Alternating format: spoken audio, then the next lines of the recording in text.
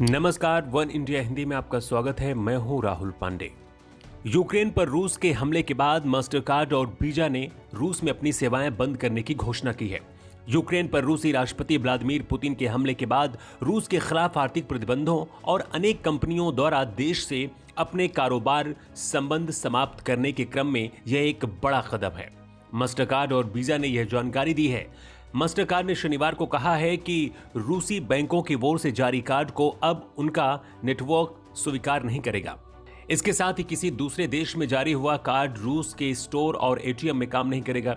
साथ ही वीजा ने इसे तुरंत प्रभावी बताया और कहा है कि यह आगामी दिनों में सभी वीजा लेन देन को रोकने के लिए रूस के भीतर अपने ग्राहकों और भागीदारों के साथ काम करेगा। आईएमएफ ने चेतावनी दी है कि यूक्रेन में युद्ध के कारण पहले से ही गंभीर वैश्विक आर्थिक प्रभाव हैं।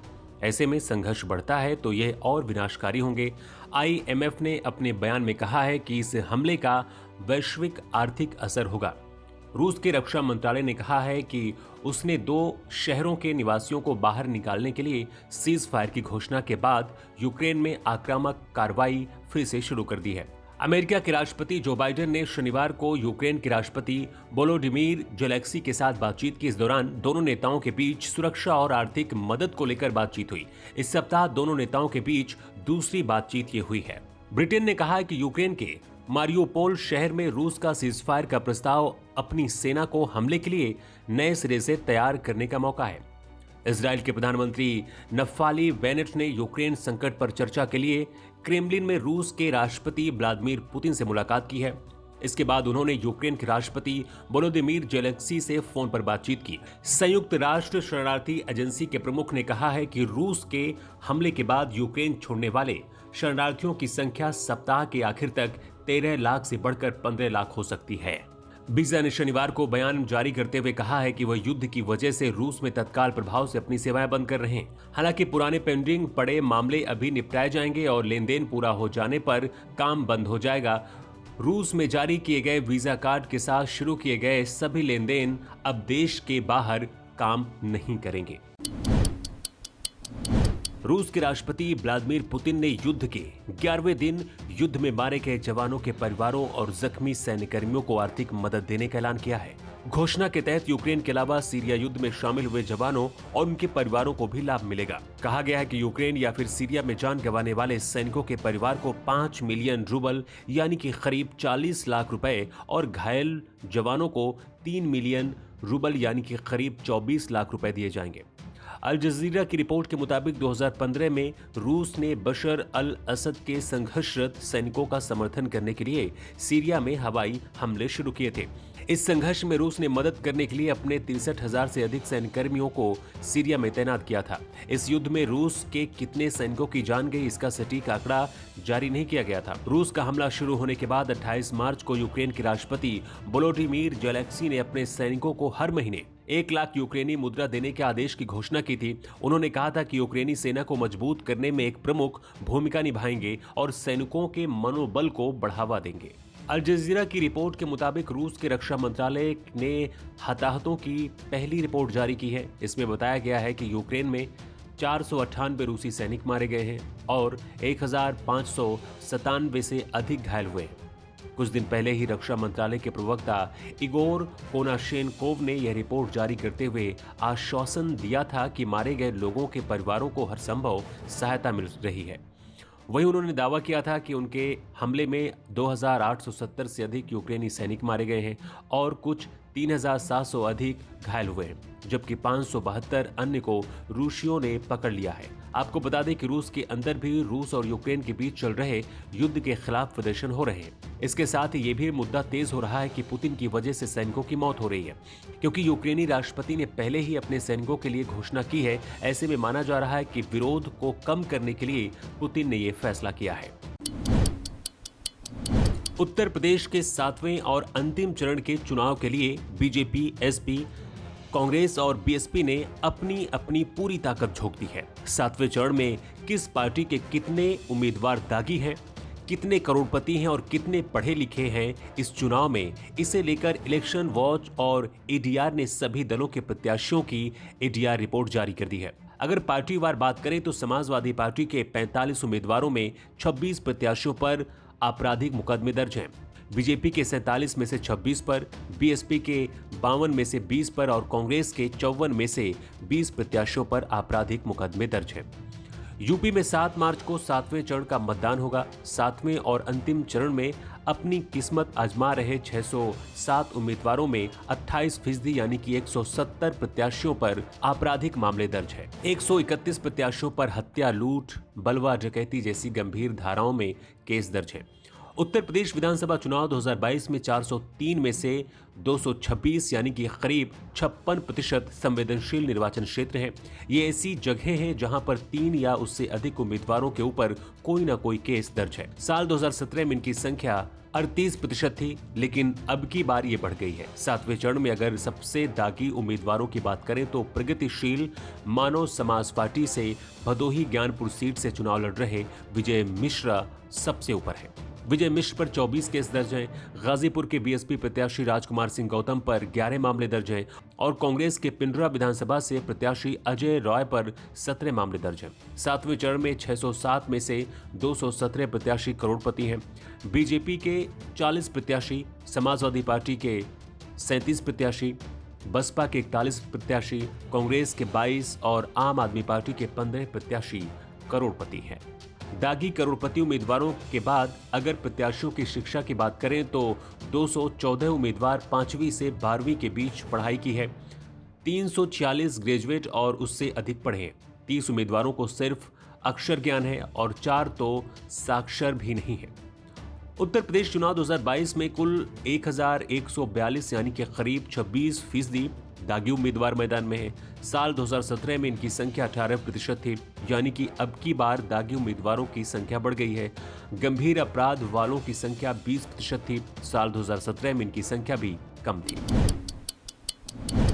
सीआईएसएफ आज अपना 53वां स्थापना दिवस मना रहा है। इस दौरान केंद्रीय गृह मंत्री अमित शाह बतौर अतिथि गाजियाबाद के इंदिरापुरम स्थित सीआईएसएफ कैंप पहुंचे। इस दौरान निशान टोली को सलामी दी गई। आज सीआईएसएफ की 5वीं बटालियन का स्थापना दिवस मनाया जा रहा है।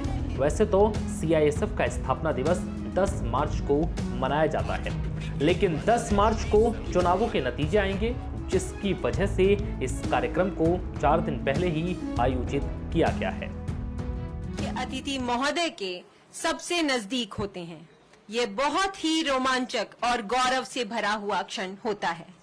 माननीय मुख्य अतिथि महोदय के द्वारा इस भव्य परेड में भाग ले रही टुकड़ियों का निरीक्षण किया जा रहा है।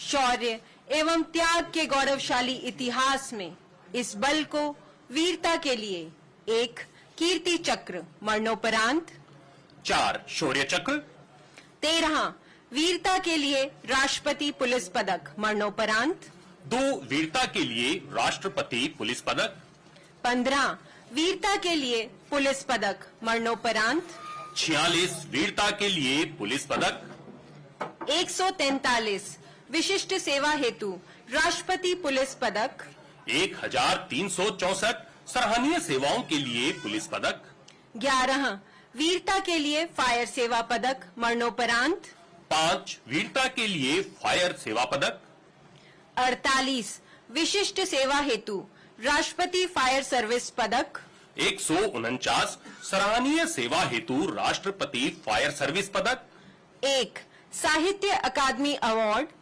28 पराक्रम पदक, 45 स्पेशल ऑपरेशन हेतु केंद्रीय गृह मंत्री पदक, 1939 उत्कृष्ट सेवाओं हेतु केंद्रीय गृह मंत्री पदक, 1156 अति उत्कृष्ट सेवाओं हेतु केंद्रीय गृह मंत्री पदक।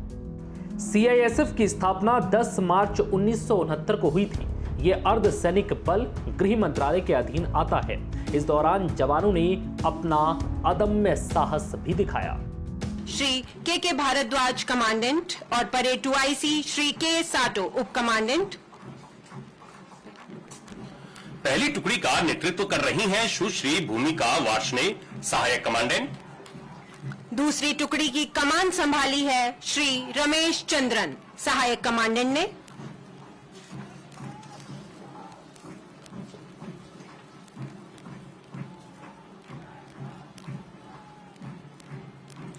तीसरी टुकड़ी के कमांडर हैं श्री राहुल MR, सहायक कमांडेंट। चौथी टुकड़ी को कमांड कर रहे हैं श्री नरेंद्र यादव, सहायक कमांडेंट।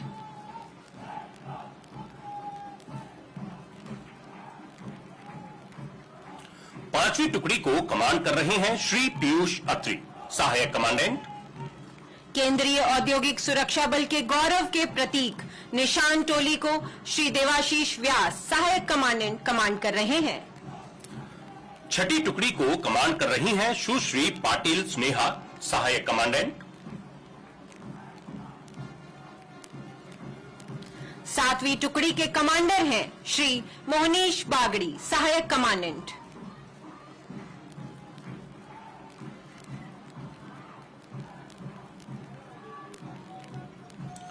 आठवीं टुकड़ी के कमांडर हैं श्री सनुज कुमार। समारोह के मुख्य अतिथि अमित शाह ने कहा कि समय के साथ चुनौतियां बढ़ रही हैं, जिसके लिए निजी सुरक्षा एजेंसियों को CISF की ओर से ट्रेनिंग दी जाएगी। 52 साल की बल की यात्रा को पीछे मुड़कर देखते हैं तो $2.5 ट्रिलियन तक की हमारी अर्थतंत्र की विकास यात्रा में एक मौन कर्मयोगी की तरह CIFS ने अपना योगदान दिया है। मित्रों, कोविड महामारी के दौरान भी वंदे मातरम कार्यक्रम में जब दुनिया भर से भारतीय वापिस आ रहे थे, उस वक्त हर एयरपोर्ट पर CIFS का जवान बड़ी विनम्रता के साथ, विनय के साथ, अच्छे व्यवहार के साथ वापिस आ रहे अपने ही देश के भाइयों बहनों का स्वागत भी करता था, रिस्क भी उठाता था, संक्रमित हुआ और उसने अपनी जान भी गंवाई। और ये ड्यूटी के दौरान जिन जिन लोगों ने, चाहे वो वंदे मातरम कार्यक्रम के फ्रंटलाइनर वर्कर के रूप में हो, चाहे इस देश के औद्योगिक उत्पादन को निर्बाध तरीके से चलने के लिए, चलते रखने के लिए जिन्होंने अपनी जान गंवाई है, वो सभी को मैं मन से, पूरे बल की ओर से और पूरे देश की ओर से श्रद्धांजलि देना चाहता हूं। आज भी ऑपरेशन गंगा चल रहा है। मैं ऑपरेशन गंगा के जितने भी दृश्य देखता हूं, उसमें मेरे CISF के जवान को जरूर ढूंढता हूं। विनम्रता के साथ चेहरे पर आनंद की लकीरें लिए हुए वो जवान यूक्रेन में फंसे हुए अपने नागरिकों को आते हुए दिखता है और संतुष्टि का अनुभव करता है। अमित शाह ने कहा कि अकेले CISF औद्योगिक क्षेत्रों की सुरक्षा पुख्ता नहीं कर पाएगी। गृह मंत्री ने CISF के महानिदेशक को इस दिशा में काम करने के लिए कहा है। CISF को साइबर सुरक्षा की दिशा में भी काम करने के लिए कहा गया। अमित शाह ने कहा है कि शारीरिक रूप से सुरक्षा के साथ साइबर सुरक्षा भी बेहद जरूरी है। देश में नए कोरोना संक्रमित मरीजों की संख्या में दिनों दिन गिरावट का दौर जारी है। आज एक बार फिर कोरोना केस में गिरावट दर्ज की गई है। देश में पिछले 24 घंटे में 5,476 नए कोरोना केस दर्ज किए गए हैं। इसी के साथ देश में कुल संक्रमितों की संख्या 4,29,62,953 हो गई है। वहीं पिछले 24 घंटे में 158 लोगों की कोरोना महामारी की वजह से मौत हुई है। मौत के नए आंकड़ों के साथ ही देश में संक्रमण से मरने वालों का आंकड़ा अब 5,15,036 पर पहुंच गया है। देश में फिलहाल रिकवरी रेट बढ़कर 98.65% है। इस दौरान कोरोना के 9,754 मरीज ठीक भी हुए हैं, जिसके साथ ही कोरोना से ठीक होने वाले मरीजों की संख्या बढ़कर 4,23,88,475 हो गई है। ये जानकारी स्वास्थ्य मंत्रालय की तरफ से रविवार सुबह जारी किए गए आंकड़ों के मुताबिक है। देश में एक्टिव केस 59,442 हैं, जो कि अब तक दर्ज किए गए कुल मामलों का 1% से भी कम है। इन आंकड़ों को देखने के बाद कहा जा रहा है कि ओमिक्रॉन वेरिएंट के कारण आई तीसरी लहर के बाद देश में हालात सुधर रहे हैं। कोरोना वायरस संक्रमण पर लगाम कसने के लिए सरकार वैक्सीनेशन पर काफी जोर दे रही है। स्वास्थ्य मंत्रालय के मुताबिक बीते दिन 26,19,778 खुराकें लोगों को लगाई गई है।